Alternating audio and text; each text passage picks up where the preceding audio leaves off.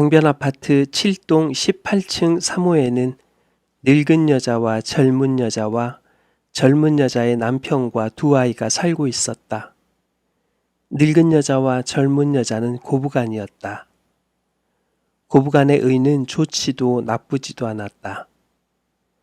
젊은 여자는 좋은 가정교육과 학교 교육을 받은 똑똑한 여자로서 매사에 완전한 걸 좋아했다. 비뚤어지거나 모자라거나 흠나거나 더럽거나 넘치는 걸 참지 못했다. 그러나 사람의 행복이라는 데 대해서만은 대단히 융통성 있는 생각을 갖고 있었다. 아무리 행복한 사람에게도 한 가지 근심이 있기 마련이라는 게 그것이었다. 늙은 여자는 젊은 여자의 바로 이 한 가지 근심이었다. 젊은 여자는 늙은 여자를 한 가지 근심으로서밖에 인정하지 않았다. 늙은 여자는 실상 늙은 여자가 아니었다. 아직 환갑도 안 되었고 소녀처럼 혈색 좋은 볼과 검고 결 좋은 머리와 맑은 눈을 가지고 있었다. 젊은 여자를 며느리로 맞을 때는 더 젊었었다. 하객들은 동서간처럼 보이는 고부간이라며 수군댔다. 시집 온 지 며칠이 지나도록 젊은 여자는 늙은 여자를 결코 어머니라고 부르지 않았다. 꼭 불러야 할 기회는 젊은 여자 쪽에서 교묘하게 피했기 때문에 늙은 여자는 그걸 별로 부자연스럽게 여기지 않았다. 그러던 어느 날 젊은 여자는 친구를 초대했다. 친구들은 오이소배기 맛을 특히 칭찬하면서 누가 어떻게 담갔는가를 알고 싶어 했다. 그것은 늙은 여자의 솜씨였다. 늙은 여자는 젊은 여자가 우리 어머님이 담그셨다고 그래주길 가슴 두근대며 기다렸다. 그러나 젊은 여자는 간결하게 말했다. 우리 집 노인네 솜씨야. 늙은 여자는 그 말이 섭섭해 며칠 동안 입맛을 잃었다. 그러나 그것은 다만 시작에 불과했다. 감기 기운만 있어 봬도 노인네가 옷을 얇게 입으시니까 그렇죠. 화장실만 자주 들락거려도 노인네가 과식을 하니까 그렇죠. 질긴 거나 단단한 걸 먹으려 해도 노인네가 그걸 어떻게 잡수시려고 그래요. 이런 식으로 그 여자는 모든 자연스러운 행동을 하나하나 간섭받으면서 늙은 여자로 만들어졌다. 그러다가 젊은 여자는 아이를 낳았다. 늙은 여자에게 손자가 생긴 것이다. 그때부터 젊은 여자는 늙은 여자를 할머니라고 불렀다. 늙은 여자의 아들까지 덩달아서 할머니라고 불렀다. 마땅히 어머니라고 불러야 할 사람들이 할머니라고 부르기 위해 대화의 방법까지 간접적인 것으로 고쳐나갔다. 할머니 진지 잡수시라고 해라. 할머니 그만 주무시라고 해라. 할머니 전화 받으시라고 해라. 이런 식이었다. 오늘 아침에도 늙은 여자는 깨어서 누워 있었다. 늙은 여자의 방은 아파트의 방 중 바깥으로 창이 나지 않은 단 하나의 방이었기 때문에 밖이 어느 만큼 밝은 날을 알 수 없었다. 문은 부엌으로 나 있었다. 그 방은 방이 아니라 골방이었다. 늙은 여자는 눈을 감고 창밖의 어둠이 군청색으로 남빛으로 엷어지면서 창호지의 모공을 통해 청량한 샘물 같은 새벽바람이 일제히 스며들던 옛집의 새벽을 회상했다. 그 여자의 회상은 회상치곤 아주 사실적이었다. 아파트촌의 새벽이 그 여자의 회상을 따라 밝아왔다. 부엌에서 그릇 부딪히는 소리가 들리고 이어서 할머니 일어나시라고 해라 하는 젊은 여자의 차가운 목소리가 들렸다. 아이들은 아직 자고 있었기 때문에 그것은 늙은 여자 들으라고 하는 소리였다. 늙은 여자는 못 들은 척하고 반드시 누워서 명치깨를 쓱쓱 쓸어도 보고 꼭꼭 주물러도 보았다. 그것은 요즘 늙은 여자의 버릇이었다. 늙은 여자는 요새 건강이 좋지 않았다. 입맛이 없고 신트름이 나고 가슴이 답답했다. 입맛이 없어 끼니를 거르고 누워서 명치를 짚어보면 속에 응어리 같은 게 어떤 때는 확실하게, 어떤 때는 희미하게 만져졌다. 늙은 여자는 환갑 전에 가슴앓이로 죽을지도 모른다는 막연한 두려움을 갖고 있었다. 늙은 여자의 시어머니도 환갑 전에 가슴앓이로 죽었다. 사변 중 피난 지 역촌에서였다. 돈도 없었고 약도 없고 병원도 없었다. 그 대신 사람들의 뱃속은 아무리 거친 음식도 눈 녹이듯이 사겼고 헐벗고 한데 잠을 자도 곧불 한 번 안 걸렸다. 그러나 그 여자의 시어머니는 죽을 먹고도 냉수를 마시고도 신트림을 하였고 명취를 쥐어뜯었다. 하루하루 수척해졌지만 속수무책이었다. 시어머니는 누워서 자기 명치를 쓸면서 안에 꼭 바나나만 한 게 가루 걸렸으니 먹은 게 내려갈 재간이 있나 하면서 한숨을 내쉬었다. 그럴 때면 그 여자는 시어머니의 명치를 가루 걸린 바나나만 한 걸 어떻게 하던 달래서 풀어지게 해보려고 정성껏 명치를 쓸어들였다. 해드릴 수 있는 건 오로지 약치료밖에 없었다. 두매 사람들이 일러준 민간요법을 따라 화로에 불돌이 뜨근뜨근할 때 누더기에 싸서 명치에 얹어 드리기도 했다. 손으로 쓸어드릴 때에도 불돌을 얹어 드릴 때에도 시어머니는 화사하게 웃으며 아이고 시원해, 아이고 시원해. 그놈의 게 스르르 풀어지고 이제 다 나은 것 같다고 하셨다. 아무리 고통이 심할 때도 며느리의 손만 가면 화사하게 웃으셨다. 그러다가 바나나만 한 건 약손의 힘으로 풀어지기는커녕 살찐 애호박만하게 자랐고 병자는 눈 뜨고 바로 보기 민망하도록 피골이 상접해지더니 어느 날 숨을 거두었다. 지금 늙은 여자는 그때 병자의 명치에서 바나나만 한 게 정말로 만져졌는지 생각나지 않는다. 다만 며느리의 손길이 닿을 때마다 억지로 웃던 웃음만은 지금도 고스란히 떠올릴 수가 있었다. 그리고 고통 속에서도 그 웃음이 그토록 화사했던 까닭을 알 듯도 했다. 늙은 여자는 지금 그때의 시어머니와 비슷한 증세로 괴로워하고 있는 곳을 어루만져 주기를 바라고 있었다. 그러나 젊은 여자는 노인네가 과식을 하셔서 그렇죠 하면서 소화제를 한 봉지 주고 끝냈다. 하긴 요새 세상에 누가 약손 따위를 믿을까마는 그래도 늙은 여자는 그게 아쉬웠다. 소화가 잘 되고 안 되고가 문제가 아니었다. 자기의 손에 만져지는 게 확실한가 아닌가 남의 손으로 확인하고 싶었다. 그래서 늙은 여자는 아들과 며느리한테 조르고 애걸했다. 애들아, 명치 속에 이게 뭔가 한 번만 만져줘 다오.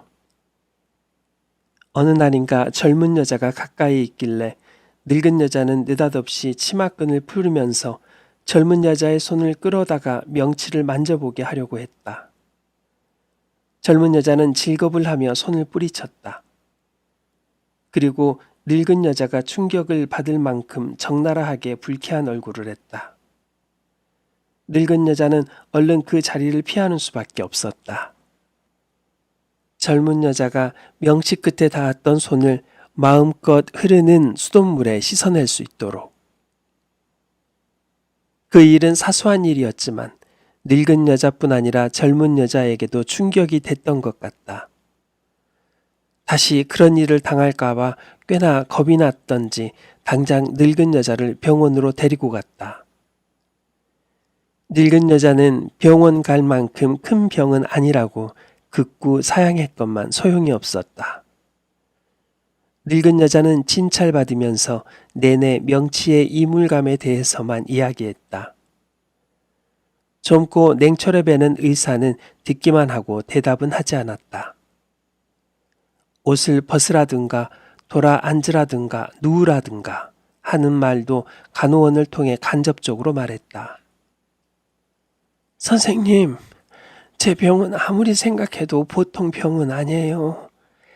유전일 거예요. 유전은 고치기 힘들죠? 시어머님이 저처럼 이렇게 가슴앓이로 고생을 하다가 돌아가셨거든요. 그때 시절론 좋다는 건 다 해봤지만 소용이 없더군요. 고부간에 무슨 유전입니까? 의사는 경멸하는 것처럼 말했다. 경멸이 남아 다음 환자를 위해 순식간에 지나가 버리고 말았다. 그것은 늙은 여자가 짓거린 여러 말에 대한 의사의 단 한마디의 대답이었고 말로 표현된 관심의 전부였다. 그날 저녁을 굶고 다음 날 아침 먹기 전에 와서 엑스레이를 찍으란 소리도 간호원이 했다. 저녁을 굶고 나서 그런지 명치가 푹 꺼지고 아무것도 만져지지 않았다. 이래 가지고서야 세상 없는 엑스레이로도 명치 속에 아무것도 없다는 것을 증명할 수밖에 없을 것 같았다.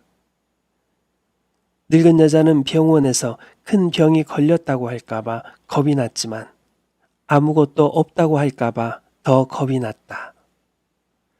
큰 돈 들이고 수선은 수선대로 떨고 나서 아무 병도 없다는 게 탄로가 나면 무슨 낯으로 식구를 대할까 싶었다. 부엌에서 구수한 토장국 냄새가 훌훌 코끝으로 끼쳐오자 늙은 여자는 느닷없이 맹렬한 식욕을 느꼈다. 한 끼 굶은 것으로 명치에서 오르락 내리락 하던 건 간데없고 다만 허기증만이 선명했다. 여자는 부끄럽고 당황했다. 어제 병원에서 주사를 한 대 놓아주던지 약이라도 몇 봉지 주었다면 그 핑계를 대고 다 나았다고 하련만 그럴 수도 없었다. 늙은 여자는 병원에 가기 싫었다. 처음부터 늙은 여자가 바란 건 엑스레이나 주사나 약이 아니었다. 할머니 일어나시라고 해라. 병원에 가실 시간 늦으시겠다. 젊은 여자가 재차 간접적으로 여자를 깨우는 소리가 났다. 손자들은 아직 안 일어나고 식탁에선 아들이 혼자서 신문을 읽고 있었다. 늙은 여자는 아들을 며느리보다 가깝게 느끼면서 자기가 병원에 안 가는데 아들이 도움이 돼주길 바랬다. 혜비야, 나 잠깐 보자. 늙은 여자는 아들에게 은밀하게 손짓과 눈짓을 함께했다.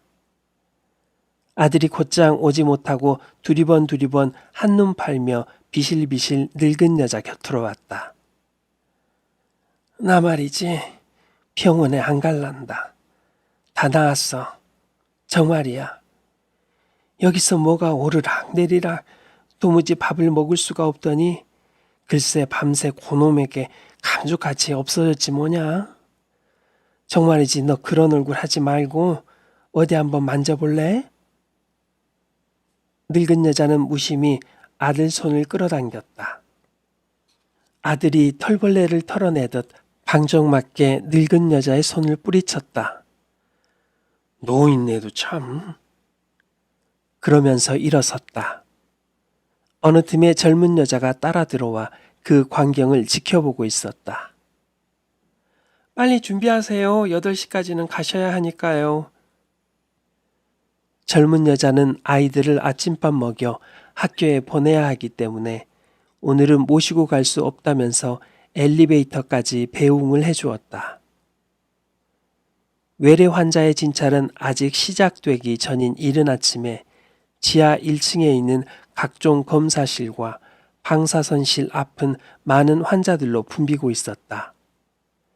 벽도 희고 불빛도 휘어서 그곳에서 차례를 기다리는 환자들까지 알맞게 탈색되어 보였다. 환자들도 미리 지쳐 있으면서 긴장하고 있었다. 그래서 더욱 환자다워 보였다. 늙은 여자는 생각보다 일찍 호명되어 입술이 붉은 간호원으로부터 걸찍하게 갠 횟가루가 든 컵을 받았다. 늙은 여자는 그것을 어떻게 해야 하는지 알지 못했다. 간호원이 말했다. 마시세요, 쭉. 늙은 여자는 처음 보는 음식이었기 때문에 우선 냄새를 맡기 위해 코를 들이댔다. 아무 냄새도 안 났다. 먹는 것에서 아무 냄새도 안 난다는 게 도리어 비위에 거슬렸다. 먹고 싶지 않았다. 쭉 들이키라니까요. 빨리. 사무적인 목소리에 짜증이 가미되자 늙은 여자는 얼른 그걸 들이마셨다. 아무 맛도 없는 고약한 이물질이 명치를 뿌듯이 채웠다. 엑스레이 촬영이 끝나자 늙은 여자는 화장실로 달려가 곧 그것을 토해내려고 했지만 되지 않았다. 집에 가서 소금이라도 한 움큼 집어먹고 토할 수밖에 없을 것 같았다.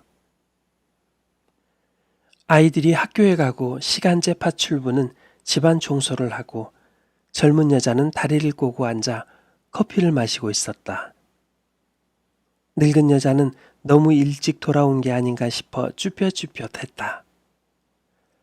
그러나 젊은 여자는 깍듯이 예의 발랐다. 흠잡을 때라고는 없었다. 이제 뭘 좀 잡수셔야죠. 미음을 끓이도록 할까요? 아무 생각 없다. 병원에서 병을 고치기는커녕 어두웠나 보다. 늙은 여자는 명치를 쓸면서 말했다. 왜 그러세요 또? 오늘은 엑스레이만 찍었을 텐데요. 내가 엑스레이 광선을 처음 찍는 줄 아냐? 예전에도 몇 번 찍어봤어. 그렇지만 그렇게 고약한 걸 먹이고 찍는 병원은 처음 봤다. 세상에 땀병도 아니고 체증에 그런 고약한 걸 강제로 먹여놨으니 덧날 수밖에. 아휴, 비위 뒤집혀. 그건 조금도 고약한 게 아니에요. 맛도 냄새도 없는 거예요. 그럼 너도 그걸 먹어봤단 말이냐? 제가 그걸 왜 먹어봐요? 그럼 그 맛을 어떻게 알아? 소화기 촬영을 할 때 그런 걸 미리 먹고 해야 한다는 것쯤은 상식이에요.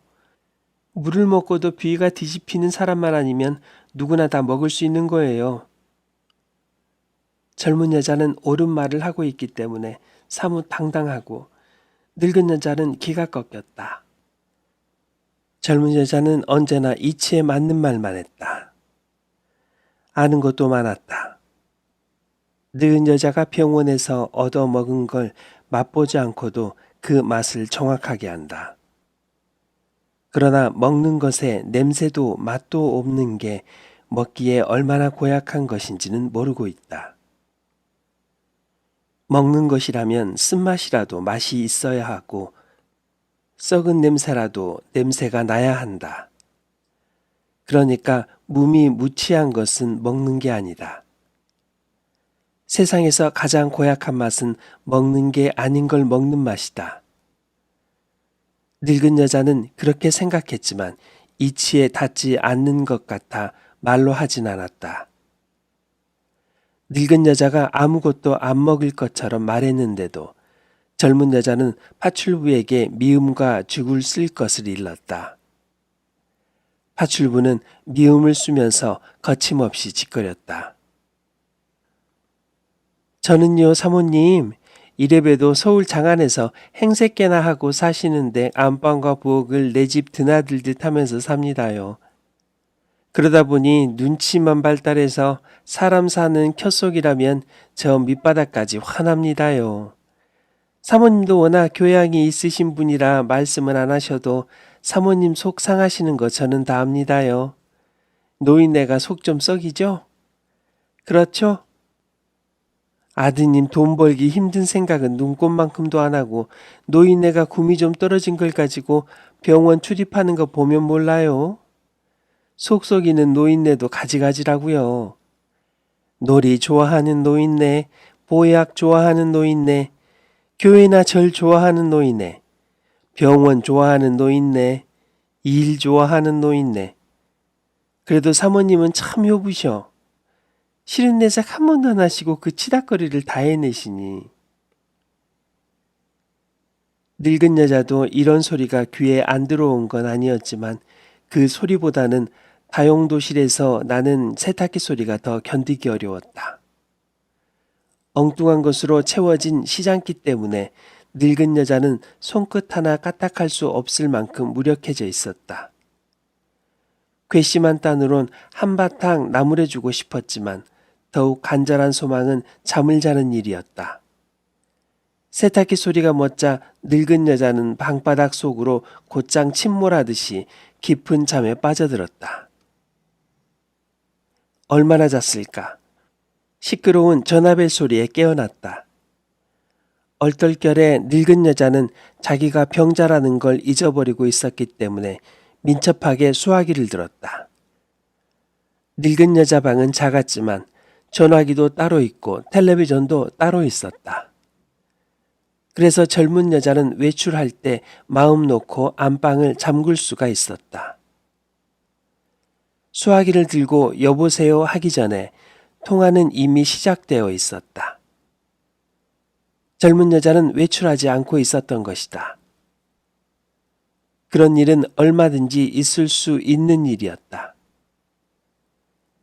그런 일이 아니더라도 늙은 여자는 심심할 때 곧잘 젊은 여자의 전화를 엿들었다. 그러지 않고서는 늙은 여자가 젊은 여자들이 얘기하는데 참여할 기회란 좀처럼 없었기 때문이다. 젊은 여자의 친구들이 때를 지어 놀러 올 때도 있었지만 늙은 여자에게 간단한 인사를 하는 적도 그나마 생략하는 적도 있었고 한 번도 끼워준 적은 없었다. 전화를 엿들으면서 늙은 여자는 차츰 생기가 나기 시작했다. 젊은 여자들은 늙은 여자가 들어서 언짢은 얘기는 결코 하지 않았다. 젊은 여자는 교양 있는 여자였다. 집 밖에서 일어나는 여러 가지 문제에 깊은 관심을 가지고 있었고 제 나름의 의견도 가지고 있었다. 노인네를 화제에 올릴 만큼 화제에 궁하지 않았다. 젊은 여자들은 공립학교와 사립학교의 장단점에 대해 토론했고 아이들의 특기 교육과 소질에 대한 의견을 교환했고 남편의 승진과 아내의 능력과의 상관관계에 대한 논쟁에선 과열해져서 언성이 높아졌다가 명동 어느 가게에 기막히게 세련된 수직 실크가 나와 있더란 새로운 정보에서 다시 화기애애해졌다. 늙은 여자가 몰래 엿듣는 전화였으므로 숨을 죽여야 했고 아무리 우스워도 소리 죽여 웃어야 했다. 그래서 더욱 늙은 여자의 표정은 판토마임처럼 과장되어 변해갔다. 늙은 여자는 통화에 끼어들지는 못했지만 젊은 여자들이 하는 말에 늘 흥미진진했다.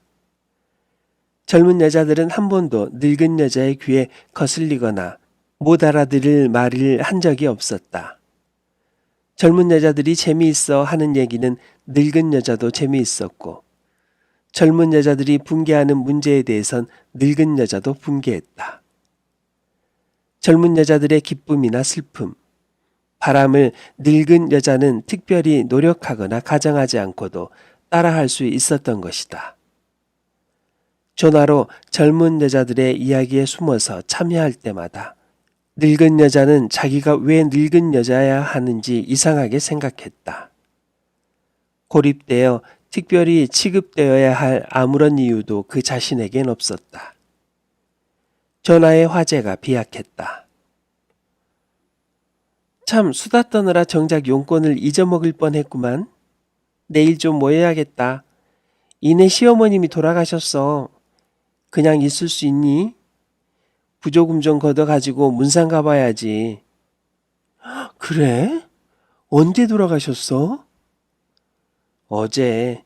너 왜 그렇게 긴 한숨을 쉬니? 그냥 너 혹시 부러운 거 아니야? 아무렇게나 좋을 대로 생각해. 그분 아직도 새파라시지? 새파라기만 하면 좋게. 응? 무슨 트러블 있어? 아니. 그럼 왜 그래? 더 새파래지시지 못해 병원에 다니신단다 요새. 그래도 어디가 편찮으시다는 핑계는 있을 거 아니야. 뭐 구미가 없으시다나? 너네가 너무 효부효자라서 그래. 구미가 떨어지셨다면 무해무익한 비타민제나 한 병 사다 드리면 됐지. 병원이 어디 한두 푼 드는 데니? 우리 식구 모두 건강해져서 여지껏 의료보험 혜택 한 번도 못 받았잖아. 그러니까 그냥 보내드리는 거지 뭐. 예, 모르는 소리 좀 작작해. 병 없이 엄살 부리는 사람 병원비를 아무리 의료보험 덕 봐도 무시 못한다. 두고 봐라. 갖은 검사를 다 시킬 때니. 생각해봐. 감춘 보물찾기보다는 안 감춘 보물찾기가 더 골 빠지는 건 정한이치고 병원에서 왜 거저 골이 빠지니? 터무니없이 돈 들걸? 그것 좀 누가 모르니. 그렇지만 이번 일은 정말 참을 수가 없었어. 왜? 무슨 일인데? 여호사 빨리 실토해봐. 글쎄 허구한 날 명치에 뭐가 있다고 그러면서 이 사람 저 사람 아무나 보고 거길 주물러 달라는 거야. 노인네가 왜 그렇게 자기 살 만지는 걸 바치는지 딴 건 다 참을 수 있어도 그것만은 정말 못 참겠더라. 드디어 왔구나. 예외도 있다 싶더니. 뭐가? 니네 노인네 말이야. 외아들의 홀 시어머니인데 그동안 어째 너무 구순하다 싶더니 그게 바로 억압된 성적인 욕구 불만의 표현일 거야. 성적인 욕구 불만? 그럼 성욕 비슷한 건가? 비슷한 말이 아니라 준말이지. 요새 애들 그런 거 잘하지? 왜? 홍도야 우지 마라의 준말은 홍도야 뚝. 가방 든 여자의 준말은 백 든 년 하는 식으로 말이야. 늙고 젊고 사람 하는 짓은 성욕으로 설명이 안 되는 게 없거든. 너니까 그렇지. 너는 애가 아무튼 불순해. 꼭 그 방면으로는 뭔 일이든지 꽈다 붙이더라. 예, 뭔 일이든지 그 방면으로 까다 붙이는 게 나래? 무식하겠으리. 그건 프로이트야. 프로이트? 그래, 프로이트. 너도 대학교 때 들은 강의 그 정도는 기억하고 있다가 써먹을 줄도 좀 알거라. 억압된 성적인 욕구의 표현이라. 그러고 보니 나에게도 이것저것 짚이는 게 있어. 프로이트 선생을 꽈다 붙이니까 금세 내 말에 권위가 붙는구나. 얼씨구. 까불지 마라. 남은 속상해 죽겠는데. 뭐가 또 속상해. 내가 해석을 잘해줬는데. 내 해석을 듣고 보니 얼마나 징그러우냐 말이야. 얘는 속력이 뭐가 징그럽니? 그야말로 인류 영원의 문제인데. 그 문제가 사라지는 날은 인류가 멸종하는 날일 텐데. 듣기 싫어. 노인 안 모신다고 남 너무 약 올리지 마. 늙은 여자는 통화 중에 슬그머니 수화기를 놓았다. 손에서 힘이 빠져 더 이상 수화기를 감당할 수가 없었다. 늙은 여자는 프로이트를 못 알아들었지만 성욕은 알아듣기 때문에 심한 모욕감을 느꼈다. 세상에 다 죽게 된 늙은이에게 무슨 누명을 못 씌워 그런 더러운 누명을 씌울 게 뭐란 말인가. 늙은 여자는 텅 빈 오장이 와들와들 떨리게 분했다. 프로이트가 뭔지는 그게 외래어라는 것밖에 알 수가 없었다. 늙은 여자는 젊은 여자들이 즐겨 쓰는 외래어를 거의 못 알아듣는 게 없었다. 엑서살이니 에티켓이니 노이로제니 프리미엄이니 덤핑이니 섹스니 하는 외래어의 뜻을 누가 가르쳐 주지 않았는데도 뜻을 정확하게 파악해서 알아들을 수 있을 뿐더러 써먹기도 했다. 그러나 프로이트만은 생각할수록 오리무중이었다. 설사 그 뜻을 짐작할 수 있다 손 치더라도 성욕에서 받은 모욕감을 덜 수 있을 것 같지는 않았다. 늙은 여자의 눈엔 눈물이 고였다. 아이들이 학교에서 돌아오는 소리가 났다. 아이들은 늙은 여자에게 친절했다. 안방에서 텔레비전을 보다가 쫓겨나면 저희들 방으로 가는 척 하다가 할머니 방으로 숨어 들어와 이불 속으로 파고들어 텔레비전을 켜달라고 조를 때도 있었다. 그럴 때 늙은 여자는 처음엔 안 된다고 하다가도 곧 아이들이 하자는 대로 했다. 아이들의 엄마 아빠가 해롭다고 생각하는 건 늙은 여자도 아이들에게 해롭다고 생각했지만 아이들을 양 옆구리에 끼고 어리고 싱싱한 체온과 숨결에 접한다는 건 늙은 여자가 도저히 거역할 수 없는 기쁨이었다. 오늘따라 아이들은 할머니 방에 들어오지 않았다. 아이들은 들어올 때도 안 들어올 때도 있었지만 늙은 여자는 젊은 여자가 일부러 아이들을 안 들여보내는 것처럼 느꼈다. 젊은 여자가 아래 윗무리지게 멀겋게 끓인 미음을 들고 들어와서 머리맡에 놓으며 말했다. 구미가 안 당기시더라도 좀 마시세요. 늙은 여자는 대답하지 않았다. 젊은 여자는 대답을 기다리지 않고 나갔다. 늙은 여자는 미지근한 미음을 마셨다. 아이들이 아빠 아빠 하고 반기는 소리가 났다. 부엌에서 환풍기 돌아가는 소리가 시끄럽게 났다. 늘 듣던 소리인데도 톱니바퀴가 뇌수에 파고드는 것처럼 그 소리는 여자를 괴롭혔다. 늙은 여자는 엎드려 귀를 틀어막았다. 그 소리가 멎자 식당에서 밥 먹는 소리가 났다. 식구가 모두 늙은 여자를 약 올리기로 약속이나 한 듯이 즐겁게 웃고 소리나게 씹으며 식사를 했다. 향긋한 김 냄새, 굿들한 토장국 냄새도 끼쳐왔다. 아침에도 같은 냄새를 맡은 곳으로 봐서 환각인지도 몰랐다. 텔레비전 소리가 났다. 연속극에서 늙은 여자가 악쓰는 소리가 났다. 늙은 여자의 방에도 텔레비전은 있었지만 보이지 않았다. 연속극에 나오는 늙은이들이 젊은이한테 무조건 아첨하지 않으면 사사건건 대립했다. 늙은 여자는 그렇게 사는 늙은이가 마음에 안 들었다. 연속극 속의 식구들 소리 때문에 정작 식구들의 말소리는 들리지 않았다. 늙은 여자는 기다렸다. 식구들이 연속극에 정신이 팔린 사이 아들이 살금살금 발소리를 죽여가며 문병 와주길. 몇 번인가 문 밖에 숨죽인 아들의 발자국 소리를 들었다. 그러나 실제로 문이 열리진 않았다. 늙은 여자는 안절부절 아들이 문병 들어와 주길 기다리다 지쳐서 다시 쓰러졌다. 뱃속에서 쪼르륵 소리가 나면서 명치 속이 까진 살갗처럼 싱싱하게 쓰려왔다. 그 여자는 반드시 누워서 명치를 쓸어봤다. 아무것도 만져지지 않았다. 아마 엑스레이는 더 정확하게 그 속에 아무것도 없다는 걸 증명해 줄 것이다. 그 속에 아무것도 없다는 게 마치 몰래 길들인 친구를 잃은 것처럼 허전했다. 그거야말로 늙은 여자의 마지막 친구였거늘. 늙은 여자는 응어리를 되찾기 위해 미친 듯이 명치를 쓸고 주무르고 더듬었다.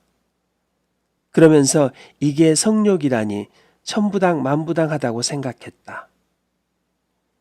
늙은 여자는 성욕이라는 말에 개울 것처럼 추잡한 느낌밖에 들지 않았다. 늙은 여자는 지금 과부지만 50살 가까이까지 부부 생활을 했고 불감증은 아니었지만 먼저 성욕을 느낀 일은 없었다.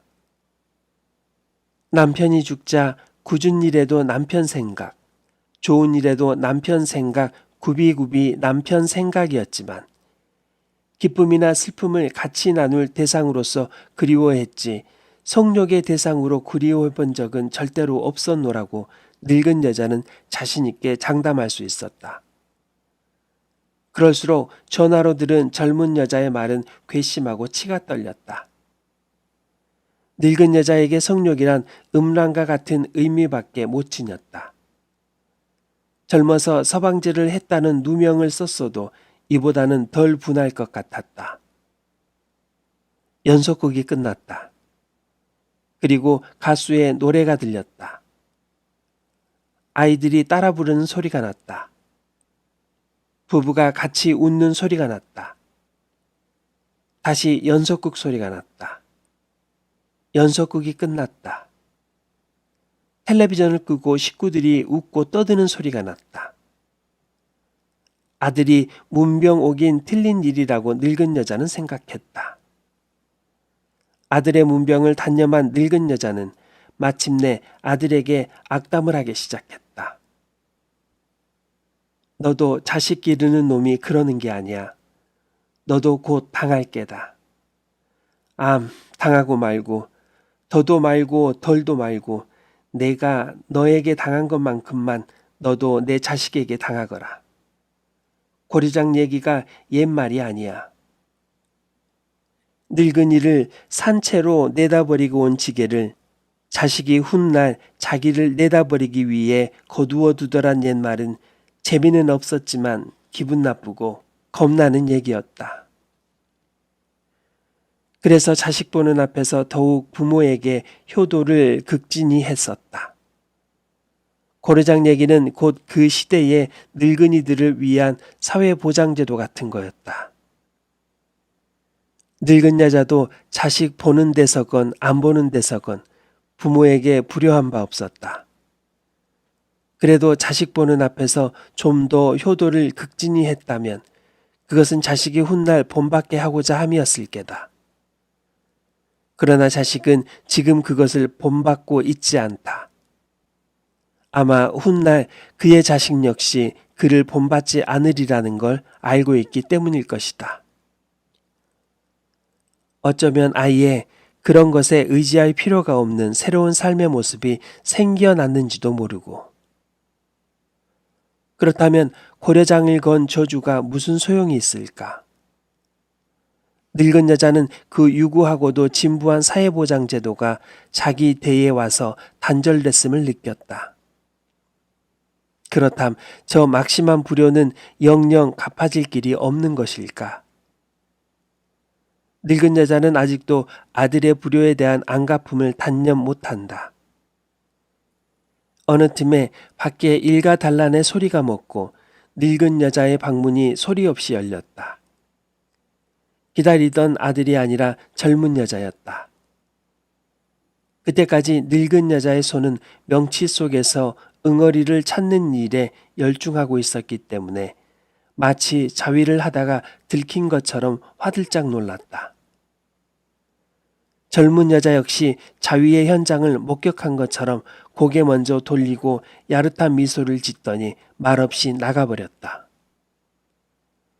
늙은 여자는 죄 지은 것 없이 가슴이 울렁대면서 낮에 들은 전화의 목소리를 생각했다.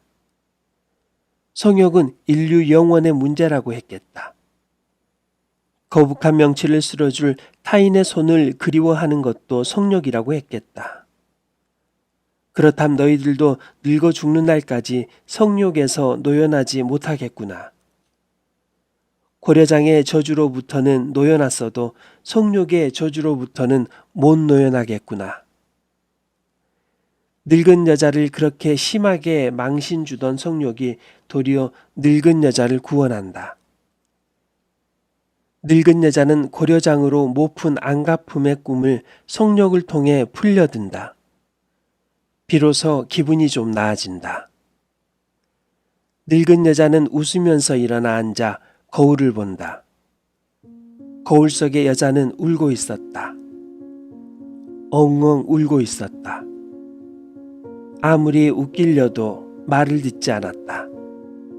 그래도 거울 속의 여자쯤은 자기 마음대로 될 수 있으려니 했는데 그게 아니었다. 늙은 여자는 과부되고 외아들 기르면서 늙게 혼자 살게 될까봐 그걸 항상 두려워하며 살았었다. 지금 늙은 여자는 혼자 살지 않는다. 그러나 늙은 여자는 지금 정말 불쌍한 건 혼자 사는 여자가 아니라 자기 뜻대로 아무것도 할 수 없는 여자임을 깨닫는다. 들으신 이야기는 박완서 작가님의 황혼이었습니다. 구독 부탁드리며 다음 이야기로 찾아뵙도록 하겠습니다.